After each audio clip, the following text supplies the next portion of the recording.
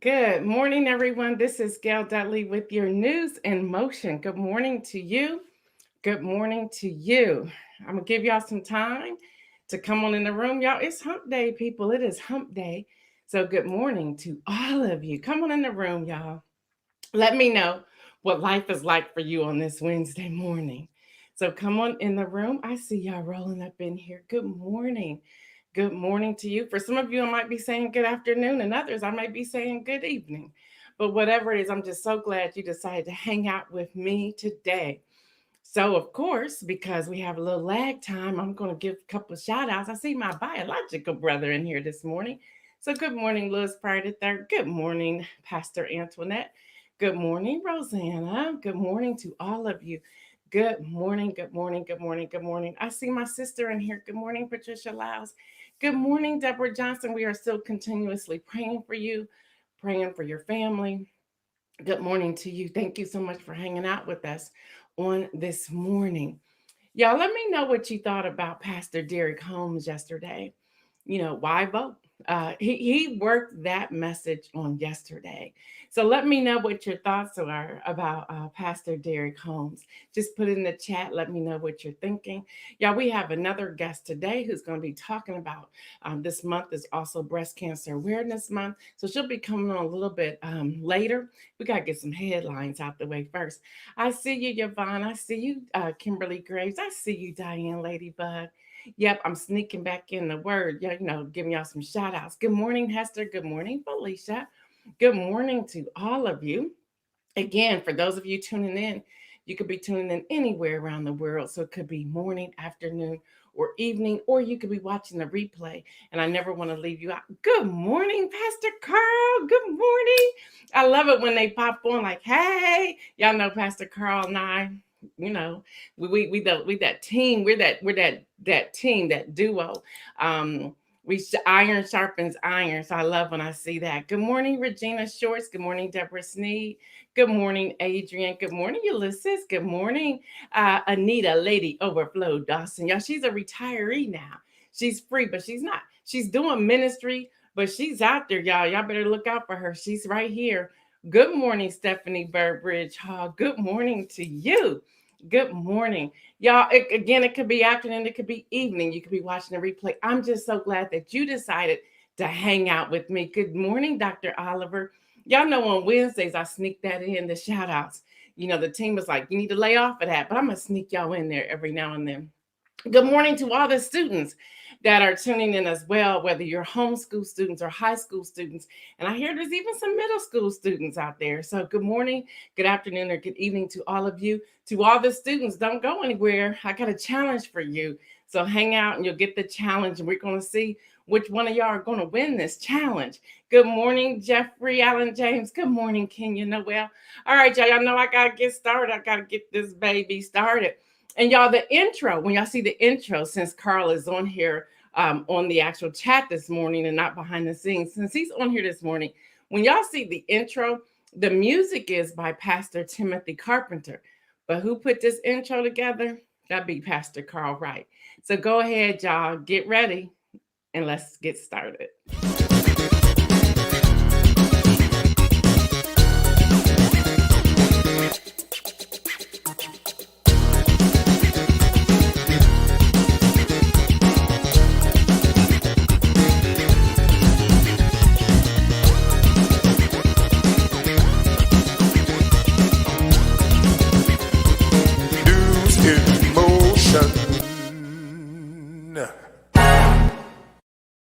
Yeah, y'all, that's Pastor Carl Wright's work, along with the music theme by Pastor Tim Carpenter.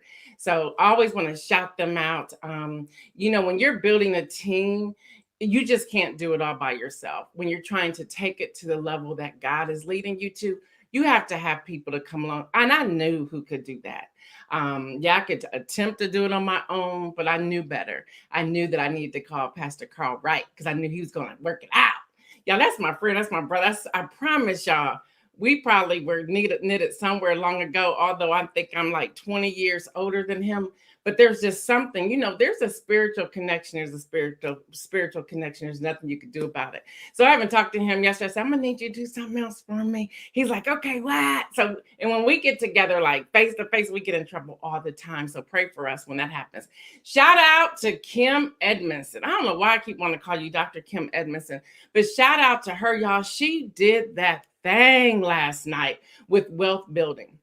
What was supposed to be 45 minutes, we went an hour and 15 minutes, and she had nothing but straight content. Her presentation alone was phenomenal. If you are not a patron of News in Motion, I'm encouraging you to do so. And I want y'all to understand this. Y'all ain't paying me. What the money goes for is all the content that you are receiving each month, whether it's digital downloads, whether it's other link articles, because I have links, so I'm able to get you in, where if you go on a loan, you're going to have to pay $9 or more an article. All of this is right there on News in Motion for $15 a month, y'all. That is 3 cups of coffee. Actually, coffee today is a little bit more expensive than that. So just consider that. You can go to patreon.com/News in Motion and just sign up. There's so much out there. There's so much content. And I share with the team, with the patrons that was there. I think we had about 30% of the Patreons show up, maybe 40. It's just that, y'all, we're here to build. We're here to give you the news, to give you highlights, to give you facts, relevant commentary. And we're here to give you. Katrina said I had some awesome notes from Financial Wealth. Y'all, we took some serious notes yesterday. So again, shout out to Kim Edmondson.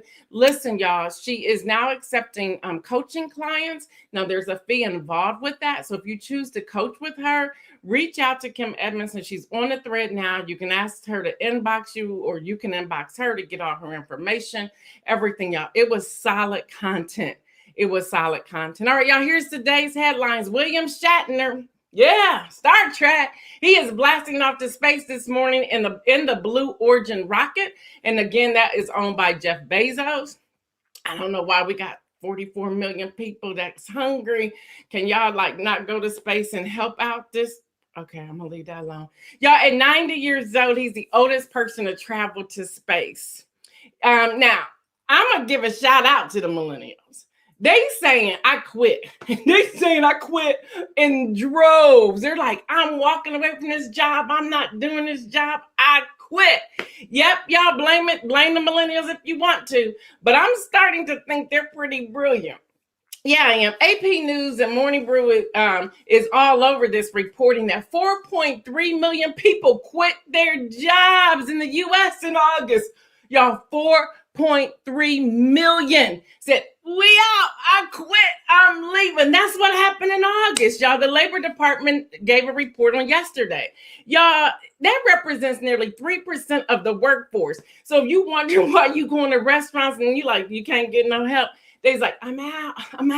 You go to the hotel trying to get something, looking for the housemaid or the janitor or somebody just to give you some coffee. They like, I quit.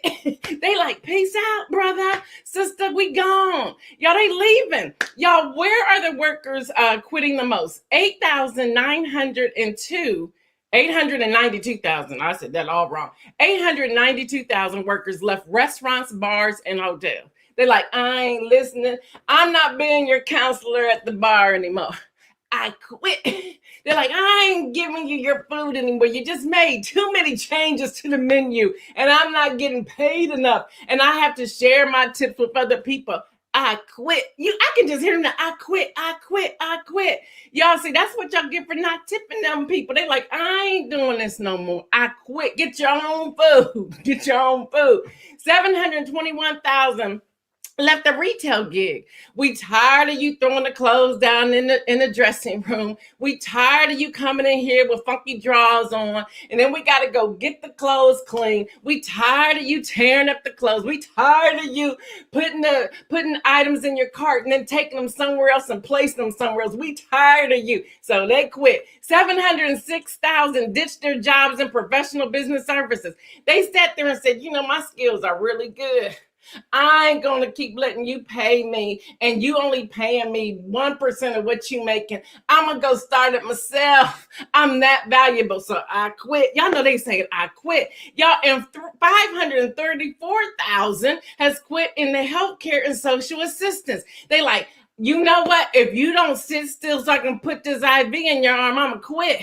Now you done thrown up on my clothes one too many times. I quit. Now I done told y'all to get vaccinated. Y'all keep coming up in here and y'all taking up all of our beds. I quit. They're like, I quit.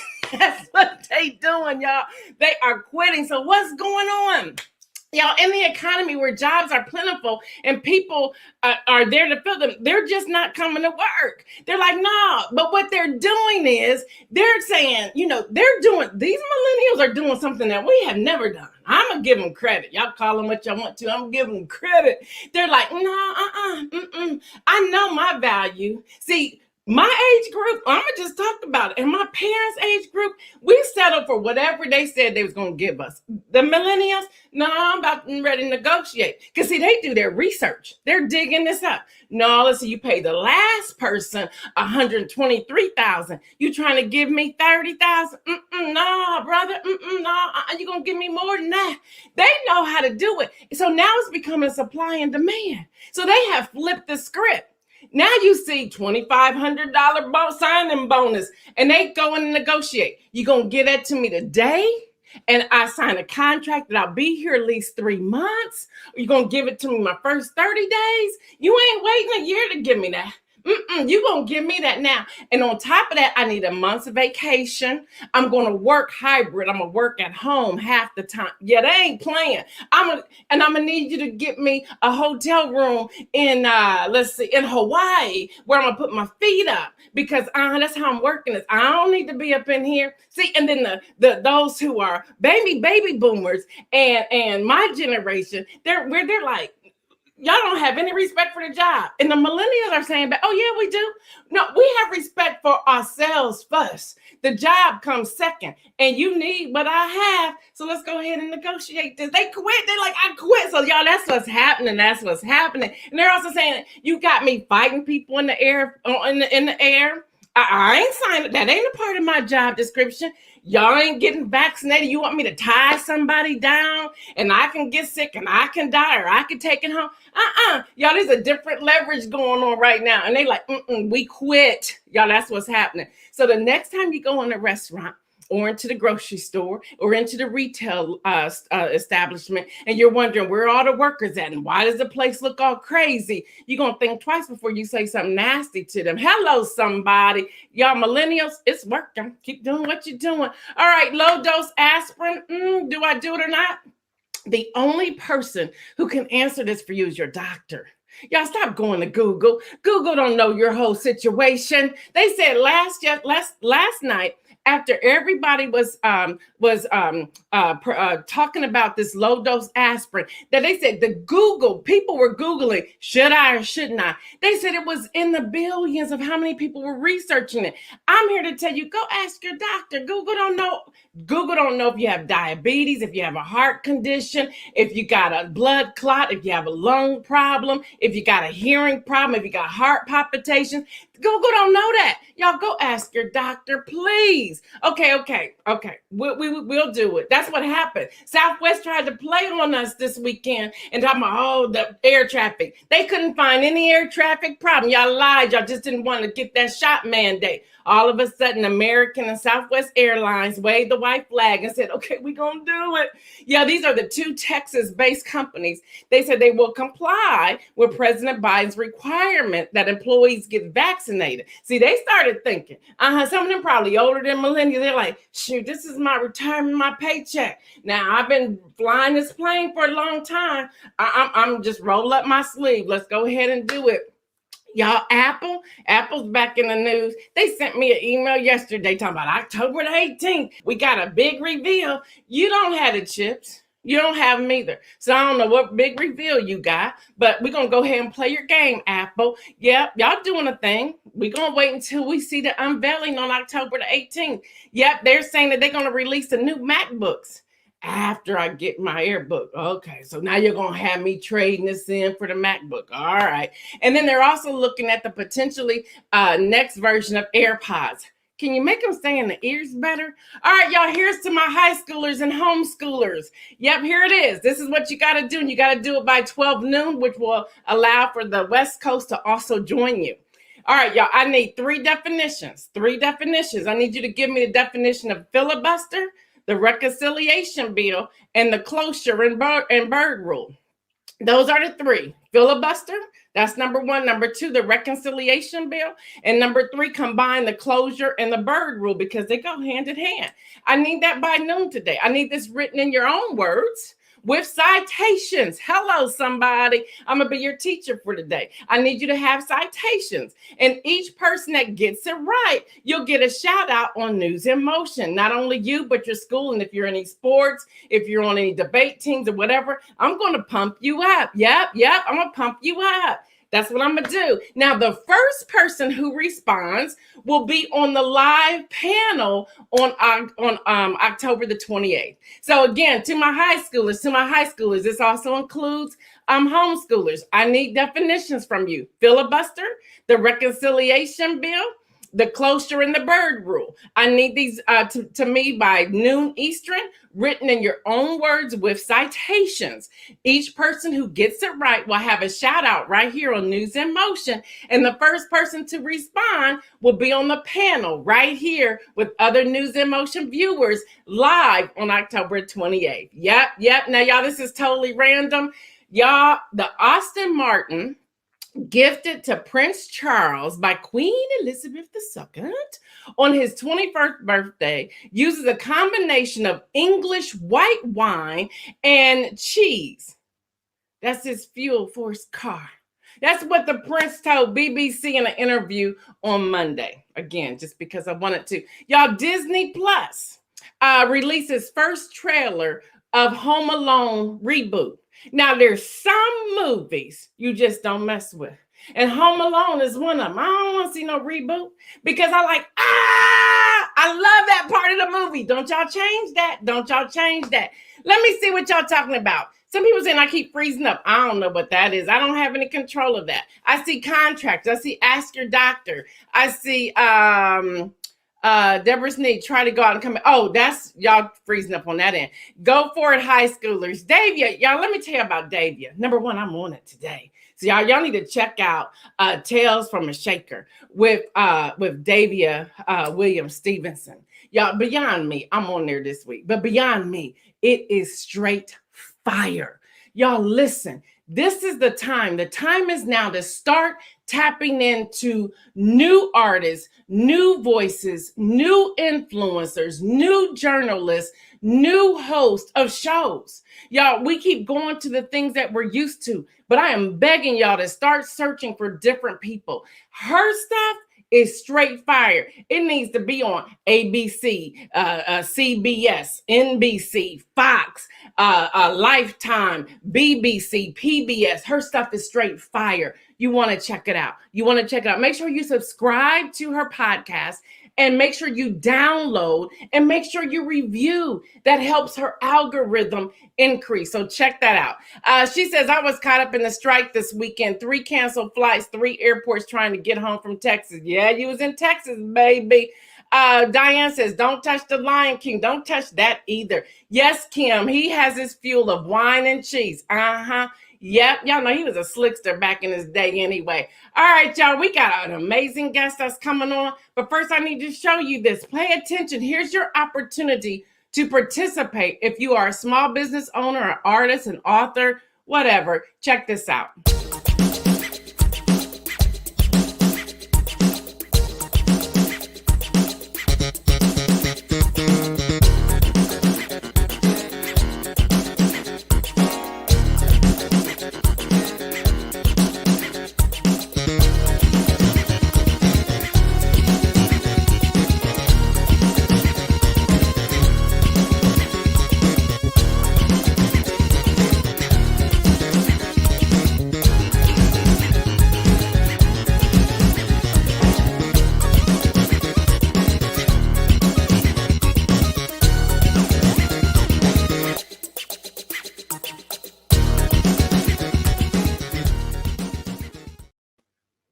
Yes, check it out. If you go to our News in Motion page, the link is there for you to complete the form, or you can email us to ask us more information. But we decided that since we are seeing 1,000+ views a day, that we want to help small businesses. Yes, there is a fee attached to that, but it's an introductory fee. It's not the fee it should be, but we want to promote you. We already have 2 spaces gone. On the 18th, we have Diane Ladybug, and on the 19th, we have Latrice Jones, who's actually a sponsor for today's segment. Y'all, let's welcome Gretchen Firchau to the platform today. Gretchen, let me pull her in here. Gretchen is with Nationwide Children's Hospital. She has been a nurse for 33 years, and most of that time has been at Nationwide Children's Hospital in the pulmonary unit. She loves the pediatric population. She also teaches nursing clinicals for Columbus State. She have twins that are 18-year-old. Her daughter goes to Capital University. Her son goes to Bryant and Stratton in Cleveland. She loves watching her son's baseball games, and her daughter and her love going to the beach. I do too. And listening to country music. I like country music too. Now, y'all, here's the story. And she's going to share with us today. Again, this is Breast Cancer Awareness Month, as well as is Domestic Violence Month. But today we're going to focus on breast cancer. Her twins were 18 months old. 18 months old when she was diagnosed with breast cancer. So welcome, Gretchen. Welcome. Thank you. Thanks for having me. I'm so glad you're on here with this crazy girl. I learned that Gretchen was tuned in last year when we were talking about voting. I was. So let's jump right in here. Now, you say here that your twins were 18 months old when you were diagnosed with breast cancer. What was that like? Well, it was terrifying. Number one. And so unexpected. I didn't have a huge family history. I didn't have any of the symptom, I didn't have any of the risk factors at that time. And I had done a lot of infertility, and my mom had said to me, I think you should get a mammogram. And I'd gotten married when I was a little older. So I had my twins when I was 36, and I did infertility for a few years. And so because I took all those hormones, and she just kind of said, I just feel like you should get a mammogram and get that taken care of. And so I ended up going to get a mammogram and getting it taken care of. And, when you get your first mammogram, they always say, I'll call you back, don't, because you're young, and they just usually have you come back. So, but when I did come back, I was called back, and I can just remember being in the mammogram room and them just taking picture after picture after picture. And pretty soon it just, hit me. I mean, I was just sobbing in there. And then they put you in a room where there are breast cancer books. So I ended up, that's kind of how I found out. But I'm so thankful that it happened. Early detection is so key to this. I did not have, if I wouldn't have gone and gotten that mammogram, my tumor was very small. And with the treatment nowadays, I wouldn't have had to go through chemo or radiation. I mean, I probably would have gone through radiation, but not the chemo. And, but I did back then. So. Wow.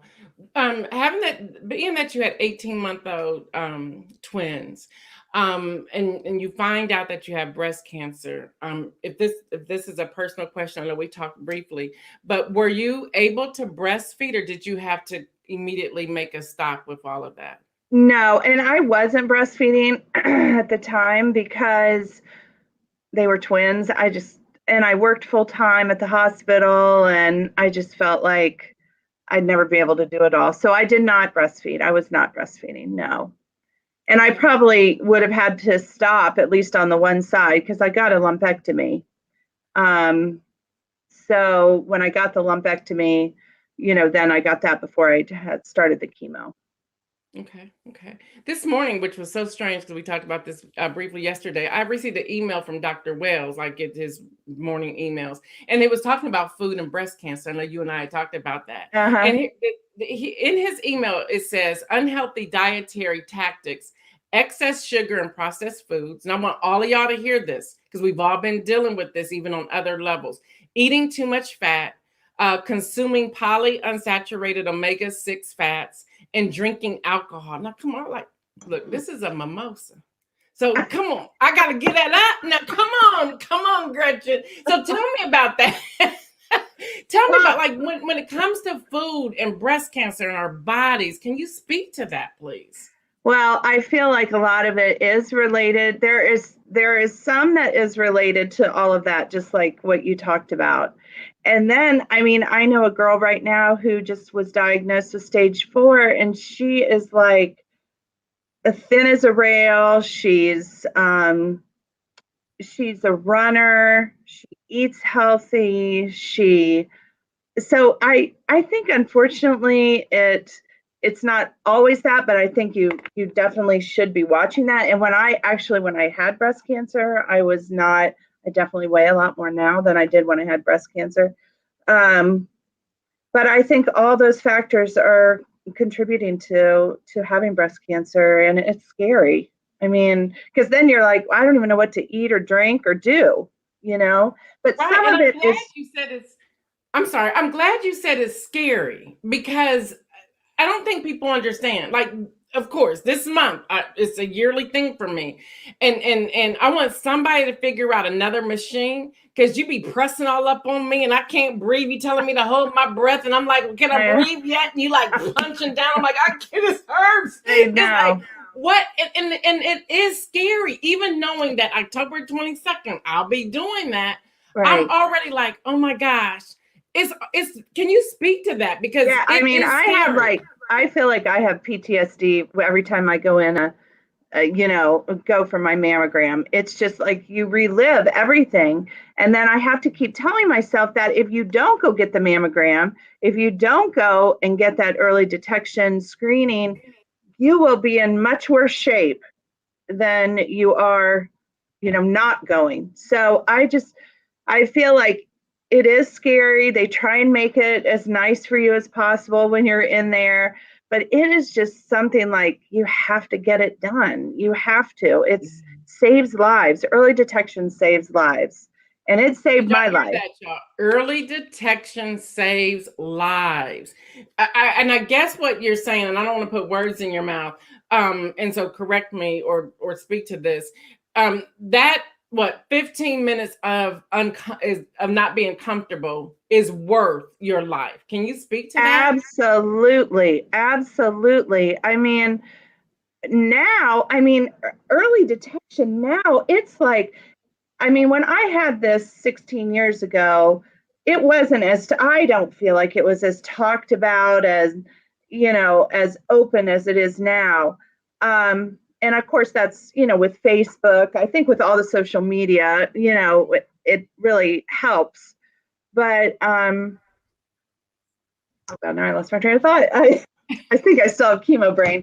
But, if I would have, if now, if I had a 2.0 centimeter tumor, it is literally like nothing. Like you get it removed, you get the radiation, and you're done. So Mm. that is far better than waiting. If you feel like you have a lump, if you are, you should do your monthly checks. You should be doing that. If you feel anything at all, don't hesitate. Don't hesitate, because if you can get in there early, it will save your life. It will save your life. It And was I just kept thinking, like, my children. I mean, I didn't want my kids to grow up without a mom. And so I am just a huge proponent of it. I tell all my friends, get their mammograms. You just have to make the time to do it. It's definitely yeah. one thing you don't want to not do. And let's talk about men for a moment, because I hear so many men say, "Oh, that's not for me." I'm like, men. Men get it. Yes, most Can you definitely. speak to that? Because there's men that tune in here as well, and women, tell your husbands, your significant others, your brothers, uncles, whomever. So speak to that, please, Well, Gretchen. I think if men find any sort of lump, or that's how they're going to probably feel it. They aren't going to go in and get a routine mammogram like women are. But I will say that um, if you feel anything, that is nothing. You shouldn't take it lightly if you're a man, because that it happens to you. It happens to men. It can kill you. This is why you've got to get it taken care of. So I honestly think probably with men, it might even be a little easier to detect because there is not as much breast tissue there. So I think don't feel like you should make a doctor's appointment to have that checked out. You should not be having lumps around your breast if you're a man or a woman. Man or woman. Davia, I see you. She says, it saved my life as well. I'm an 18-year breast cancer survivor Oh, because yay! of early detection. Yes, yes. Patricia Lyles, my sister, is saying, yes, you do. Yes, do your monthly check. Kenya saying they call her annually. Mammograms matter. I love what Elizabeth Towns says here. She goes, I look at it like this. I've worn uncomfortable shoes because they are beautiful. It's a choice. It is uncomfortable. We choose to do painful things because of what we want daily. Choose this one. It will save your life. That's powerful, Elizabeth. It is very powerful. And I will tell you, like, if we think a mammogram is painful, let me tell you how painful it is when you're going into surgery and they stick a needle about this long in your breast to help show them where the tumor is. And then when you have a sentinel node biopsy, what they do for that, and they stick little needles around your breast to help show where your if you have lymph node involvement. That is painful. That is painful. The mental anguish is painful. So getting your mammogram, just like a pair of shoes, sometimes it's a little painful, but it is nothing compared to the rest. Wow. And it's just so worth it to get it. I have a real good friend of mine who she was diagnosed with stage 1, and she's like this phenomenal like athlete, and she runs all the time. And she got diagnosed and does not eat an ounce of fat, I might add. And she got diagnosed a few years ago, and she only had a lumpectomy. She didn't even have to have the radiation, and she is living her best life. And like, it's so nice now that they've made so much progress with breast cancer, because you don't have to have all of the things that I did, from 16 years ago. And I bet the woman who talked about being an 18-year survivor, I bet she had, similar circumstances to me too. Yeah, that's Davia. Thank you, Kenny, for putting this. Men have to check their chest. Yep, Yes. all of it, all Yes. the areas. Right. You gotta check that. Right. Before we go, first of all, thank you again for hanging out with me. What are 3 things you would want to leave with those who are listening in live now, or who may watch the replay, whether it's today or 5 months from now? Well, number 1, get your mammogram. Number 2, it does change your perspective on life. I think when you've had something like this, you really do look at things much, much different. I always thought, because I was a nurse, things differently. I wasn't very good just my kids, because I work at Children's Hospital.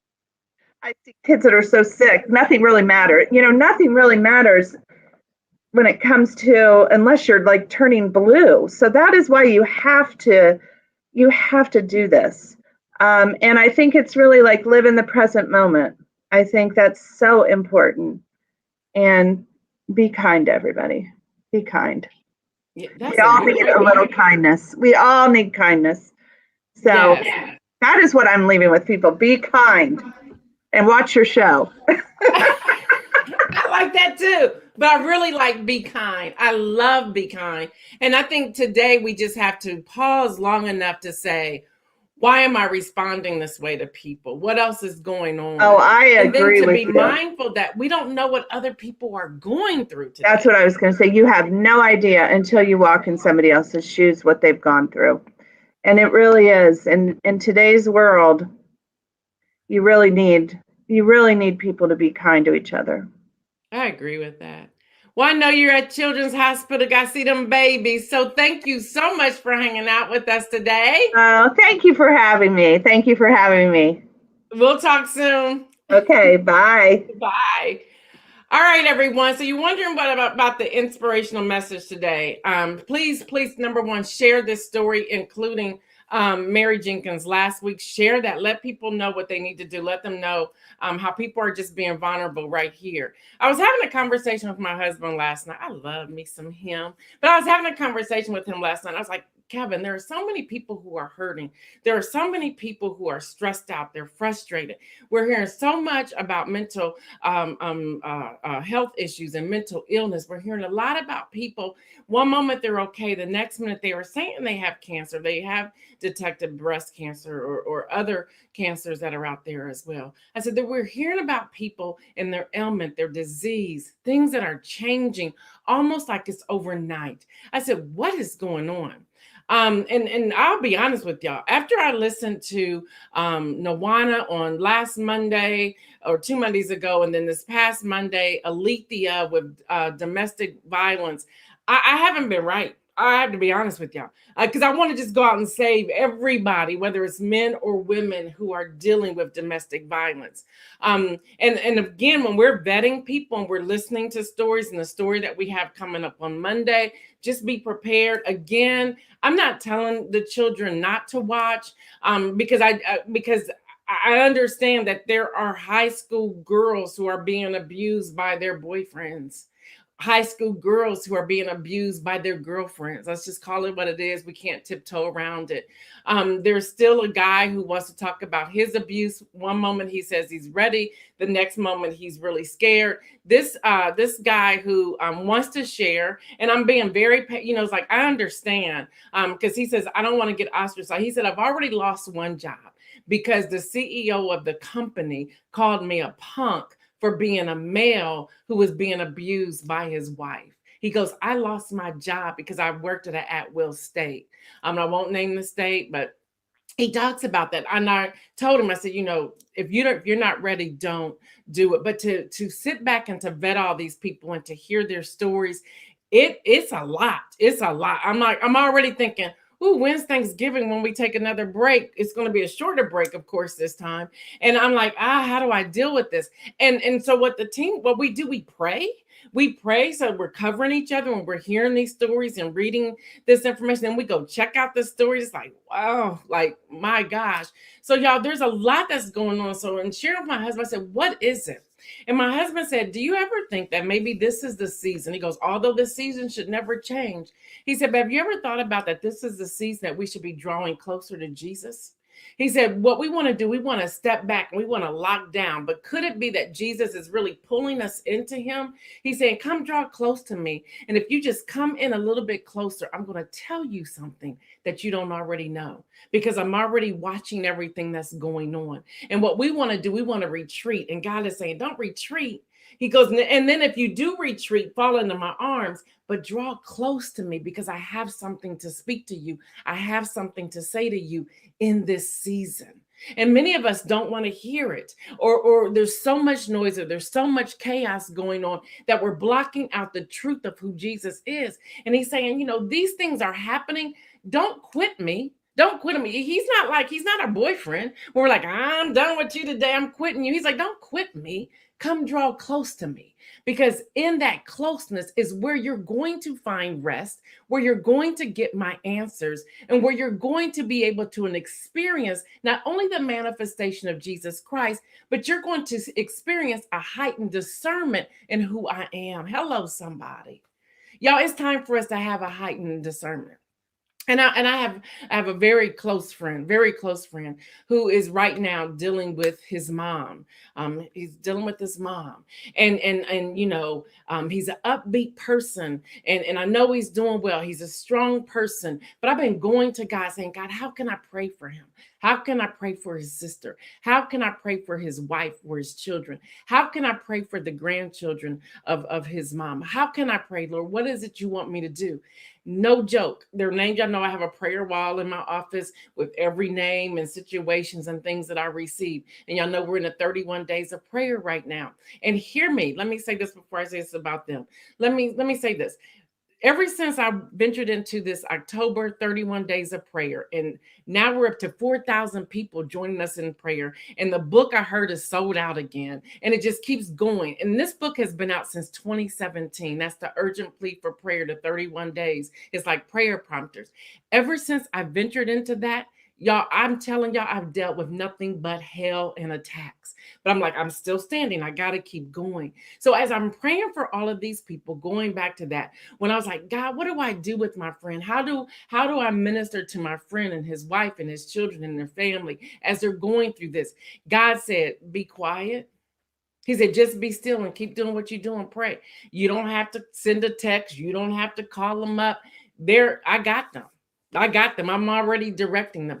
All I need you to do is pray. See, saints, when and I called y'all saints, and I know some of you are not, but all of you know who I love. I'm a believer of Jesus, and you keep tuning in, and some of you have come to know the Lord through News in Motion. And let me just say this to you. There are times where we think we got to do something, and God is saying, I don't need you to do anything but pray. I don't need you to open your mouth.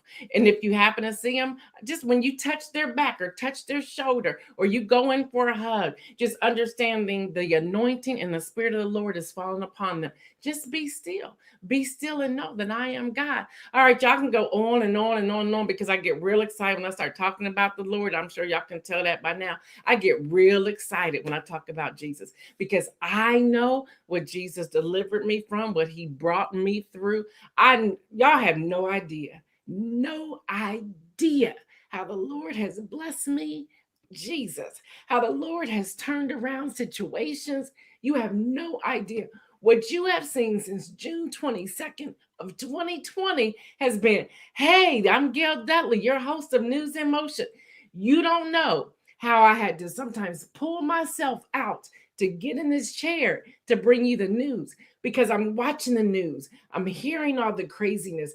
I'm hearing the stories. And on top of that, because of the inspirational message that I share day after day after day after day, the enemy's like, I got to take her out. I got to take her out. But Jesus keeps saying to me, he can't touch you. He can't touch you. He may rattle you a little bit, but he can't touch you. And God has manifested his presence around me, my household, my family, my friends. Y'all don't even know. But this is what I'll say to you as we get out of here. Y'all, stay well. And remember, make some moves, y'all. Make some bold moves. Until tomorrow.